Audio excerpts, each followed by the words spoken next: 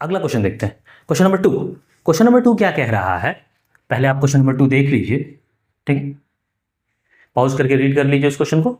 आइए अब देखते हैं क्वेश्चन नंबर 2 क्या कह रहा है। क्वेश्चन नंबर 2 कह रहा है इलेक्ट्रिक फील्ड गिवन है, इलेक्ट्रिक फील्ड गिवन है लेकिन वाई डायरेक्शन में गिवन है। दिया हुआ है 69 sine 0.6 into 10⁻³ minus 1.8 into 10⁻11t volt per metre, जो इसका यूनिट है। The expression for magnetic field associated with that electromagnetic wave is, इस इलेक्ट्रोमैग्नेटिक वेव के साथ क्या इलेक्ट्रिक फील्ड एसोसिएटेड होगा। तो सबसे पहले हम फॉर्मूला यूज करेंगे E बराबर BC, उससे हमको क्या मिल जाएगा, मैग्नेटिक फील्ड का मैग्नीट्यूड। मैग्नेटिक फील्ड का जो मैग्नीट्यूड मिलेगा वो E/C होगा। E है 69 E0 basically is equal to B0 into C, तो B0 की मैग्नीट्यूड आ जाएगी, वो आ जाएगी 69 डिवाइडेड बाई 3 इंटू 10⁸। ये हो जाएगा 3 2 6, 3 3 9 इंटू 10⁻⁻8। -7 में दिया हुआ है इसलिए इसको लिख देंगे 2.3 इंटू 10⁻⁻7।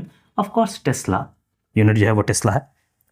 अब देखिए इलेक्ट्रिक फील्ड दिया हुआ है, आप इलेक्ट्रिक फील्ड से वेव का डायरेक्शन निकाल लेंगे। कैसे निकालेंगे, डायरेक्शन ऑफ वेव जो होता है वो डायरेक्शन ऑफ वेव होता है, बताता है क्या, टी का कोफिशिएंट ओमेगा टी और एक्स का कोफिशिएंट kx।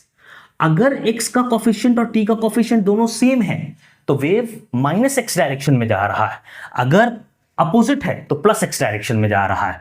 देखिए दोनों का कोफिशिएंट साइन के एतबार से x का कोफिशिएंट पॉजिटिव है, x का कोफिशिएंट क्या है, पॉजिटिव, और t का कोफिशिएंट जो है वो नेगेटिव है। मतलब वेव किधर जा रहा है, पॉजिटिव x डायरेक्शन में, वेव जा रहा है +x डायरेक्शन में।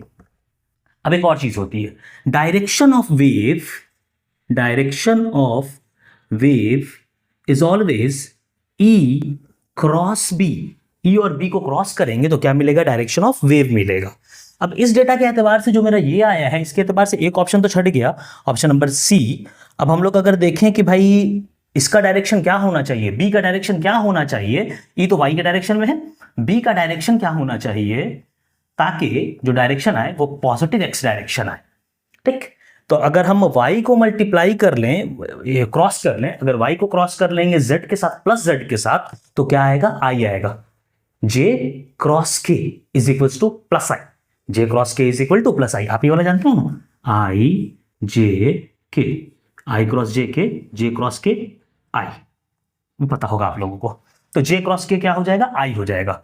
मतलब ये है j और इसको क्या होना चाहिए, k होना चाहिए, तभी क्या आएगा, I आएगा। मतलब इसको z डायरेक्शन में होना चाहिए। तो z डायरेक्शन में कौन सा है भाई, दो तो है 1 और 2, और जो इक्वेशन है वो तो यही रहना चाहिए ताकि वेव का जो इक्वेशन आए वो पॉजिटिव x डायरेक्शन में आए।